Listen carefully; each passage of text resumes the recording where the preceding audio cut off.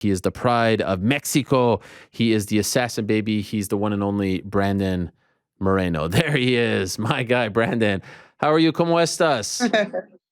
What's up, my man? Nice Spanish. Amazing, brother. Right now I'm here in the Performance Institute.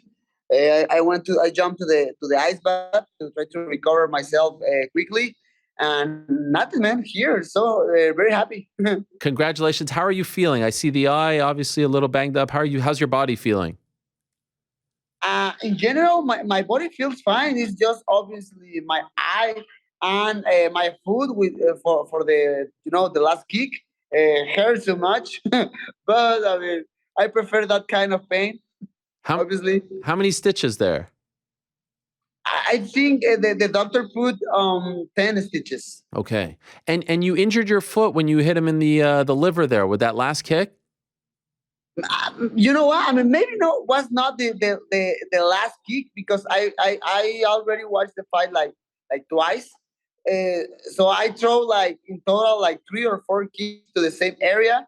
So maybe the last one was the last drop in the glass, but yeah, for the foot for the kick, sorry, definitely. So just going backwards, if we can, Brandon, how did you feel that week in Dallas? You know, new team, a lot was made of you going to Kansas City and whatnot. You're fighting this guy. You're trying to get the belt back to get to the undisputed. The whole week, how did it go for you leading up to Saturday? I think in 5 weeks I was very good, very relaxed, and like very confident. I can get the victory. But everything you're saying right now, like I feel all that pressure like before. Like all the new stuff, all the new style, all the decisions, the frustration, I lost my title. All that things was in my mind, brother, and this training camp was hard for me talking about my mind. The battlefield of my mind was like always in constant movement. But in 5 weeks, last week, I feel amazing. Like, hey, you know what? It's time to do it, man. It's time to do it. It's time to make history again, and I did it. Were you doubting yourself? Were you questioning yourself? What was going on in your mind in the training Yeah, camp? of course, man. 100%. Like a lot of questions. Like, hey, I thought the right decisions or not. I'm doing the things well or not. Everything was new. Everything like new system. New coach James and everything. Obviously, I had a lot of questions, but with the pass of the time, with the pass of the training camp, I started to believe and believe like everything was right, and I was doing the right things to get the title back. I saw the interview with DC and you, and he was saying how Kansas City sucks. Do you feel that way about Kansas City? I mean, it seems like a nice Man, I don't place. say that. He said that. Man, how you believe it? DC is always joking and always making fun of everybody. No, Not very I like this here, man. I mean, definitely is very calm. But I mean, I'm from Tijuana, and Tijuana is a desert, and right now I'm living in Vegas, and Vegas is another desert too. So, watch a different view, like a lot of grass, a lot of green, a lot of trees. Was amazing for me, and Kansas City barbecue is delicious. Yes, it is. Okay, I don't know Dallas barbecue. I don't know Louisiana barbecue, but Kansas City barbecue is really good. Amen. So how did you feel about the first two rounds? I thought you won the first two rounds. I know some of the judges felt differently, but going into the third, how did you feel about how the fight was going? You know what? I watched. I mean, again, I watched the fight already like twice or 3 times. I don't remember, but yeah. I feel like I won the first one and second round, but I completely agree. The tier one is started very bad for me because Kai made the counter with the kick. They connect the elbow, and man, I say this before, and I have like a lot of pictures in my social media. I had a cut in the same right spot, man. I cut to like 2 weeks ago. So man, what a precision of Kaikara France to connect the elbow in the same spot. But okay. So I feel the cut. I feel very warm this area, and I was trying to remember my feelings in that moment. I feel a little bit my mind was a little bit disconnected of the fight after the cut, after the elbow. And I was, watching the round, like Kyle start to make damage in that round. But my mentality was like, hey, at least I need to recover myself and I need to finish strong at the end of the round just to be again in the fight, again in the octagon. And I did it. And I started to work a little bit more the levels of my kicks. I was trying to connect his head every single moment. I just changed the level to the middle kick and works. By the way, how did you originally cut it? I was doing a kind of light sparring with one of my training partners in Kansas, and everything was fine. I mean, the guy don't was like an asshole and throw like very hard. Just the guy connect very well, and was a little cut right here. There in Kansas, one doctor put me just like three stitches in total because it was small. But man, I mean, the precision of Kai and to go straight there to the spot, to the place, you know, uh, it is what it is. Did you think that he actually went for it, like that he was targeting it? No, I don't know. I don't know. No, I don't think so. Yeah. I don't think so. Just, I mean, the guy threw the elbow and was the elbow right there. Did you think that he was a much different fighter, a much better fighter, an improved fighter since you fought him in 2019? I think he was a little bit more smarter. Obviously, it's funny because watching the fight, I saw in the first round when the round ends, he was like walking behind me. I don't see that. And what's funny when I see that in the repetition, but yeah, he was like he has more confidence, but at the same time he has more smart, trying to use more experience, and that make me feel lose a little bit the distance. The same in the third round when my mind was like in another place after the elbow. There was a clip that was posted of James Krause talking to you. I think it was between the second and third round where he tells you to go for the hook and then the kick to the body. Was that a specific sequence that you guys worked on for this fight? The sequence was the follow the punch with the kick. So we was working, in the hook. We were working in the right hand too. So yeah, man, that was part of the plan. And at the same time, just the plan was like, hey, just explode all my abilities, man. Like, don't be just the boxer of the division. Like, do more, man. You have the ability to throw kicks. You have the ability to throw the knees, the elbows, everything.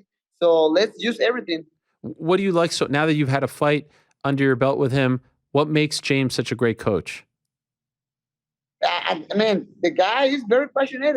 He put a lot of passion on the work, and just enough passion, And he's very smart, and he's always like again watching fights, trying to improve your abilities like an athlete, and and that's it, man. He's a hard worker as me, and have people around you who want the same goals as you. Is like that's magic. You can make magic with that. When you landed that kick, what does that feel like for someone who's never been in that situation before? When you hit someone and then there's that a bit delayed reaction and then they crumble down and this is my chance. Because even when you're watching it, it doesn't look like it like hits flush. Like it's almost like grazing a little bit and it's so painful. What does it feel like for you to land a kick like that in that moment? Man, that kick, I throw every single kick with all my heart, man. And yes, I throw. And I think he was thinking I wanted to throw the kick to the head. Mm. And again, I changed the level of the kick. I went to the liver and I connect, man. I put all my heart in that kick and it works. I mean, right now, my foot sucks, man. Wow. It hurts too much. You need But crutches? it's normal. Huh? You need crutches to walk? Nah, no, no, Oh, no, okay. no, not like that, but definitely hurts. So you've won the undisputed belt before. Now you win the interim title. Can you compare how this one felt as opposed to when you won the belt? Like, does this feel the same, or will you only feel that feeling again once you win the undisputed title? Man, the first time is unforgettable, man.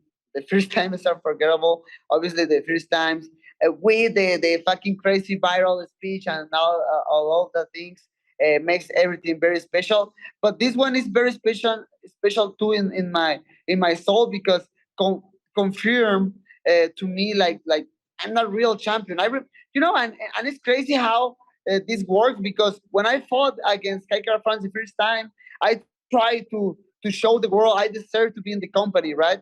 And in this fight against Kaikara France, the second one, I was like trying to show to the world I deserve to be the best, Mm. in the division. I deserve to be the world champion of the world, the world champion of the world. but but yeah, man, a lot of different feelings. These ones give me a lot of peace in my soul, man. Wow, that's so beautifully said. The first time you wanted to show that you deserve to be in the company. The second time you want to show that you deserve to be the best in the world. I love that, and it speaks to your journey.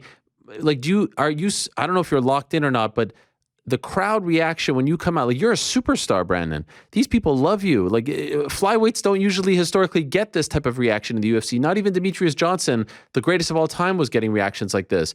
Are you aware of what is going on around you as you're walking out? Do you hear the pop, or are you so focused that it all just feels like noise?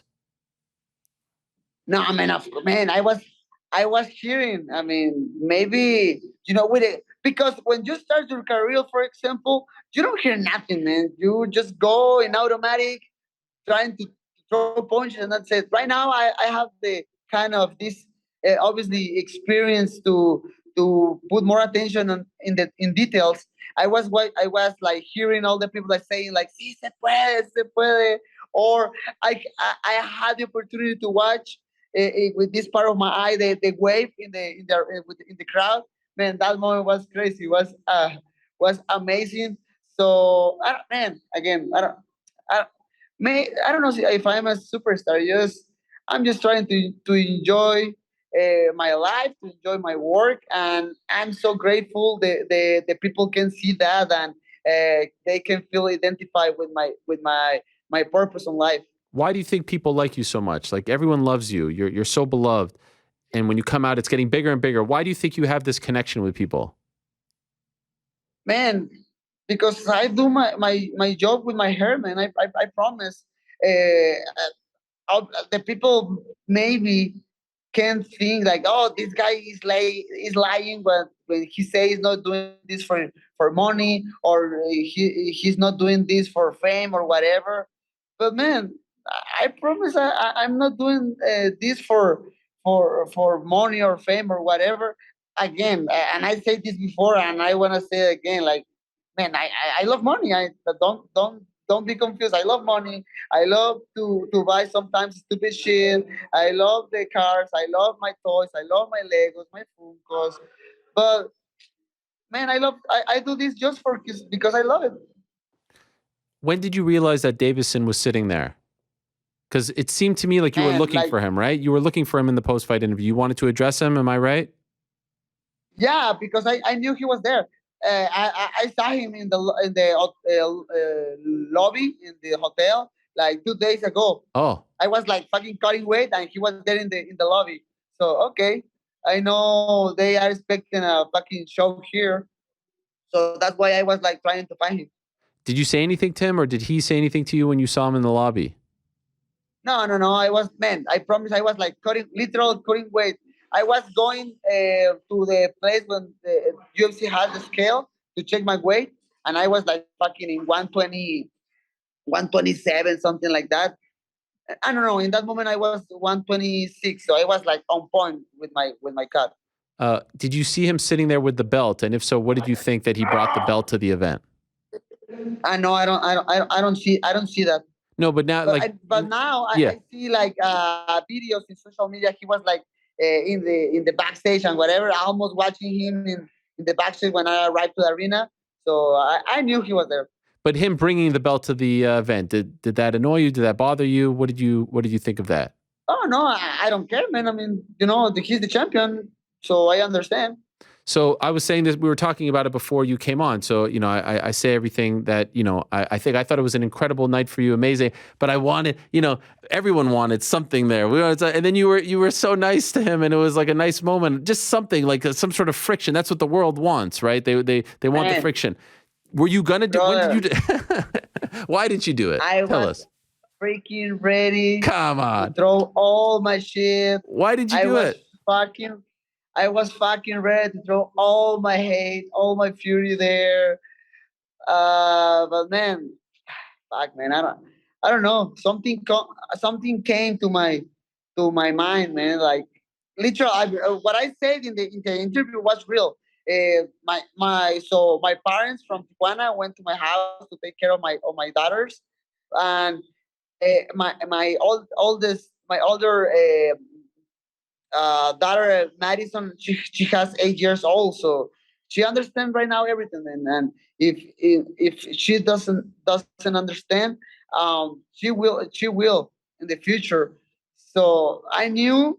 I mean, I had the option for the world, for the show, for the money, for whatever, to make a big drama there, and do something stupid with Davidson in the octagon and make everybody crazy, or I had the opportunity to take the long way and be respectful and just say like, man, I forgive you for all the shit you're saying to me, and just please forgive me for if I did something bad against you. You feel bad, and I didn't. And I know maybe for the fans, for that, maybe it was not the best option, but like as a man, as a family guy, I just took the long way, and that's it.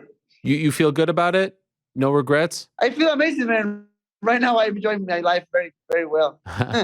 You think he came in there ready to get into some sort of verbal Yes, You could see it, I right? can see it. Yeah, I can see it. Like he was was ready to be part of this, man. He was ready to be part of the freak show right there. But then I think he had like some friend there who was like translating everything. So he started to translate my words, and he started to look like more calm and calm. Afterwards, Dana said, "You know what? I think it was disrespectful to you, to Brandon, to bring in Davison. It seemed like he regretted it a little bit. Did you feel like it was disrespectful?" In that moment, I don't think about it.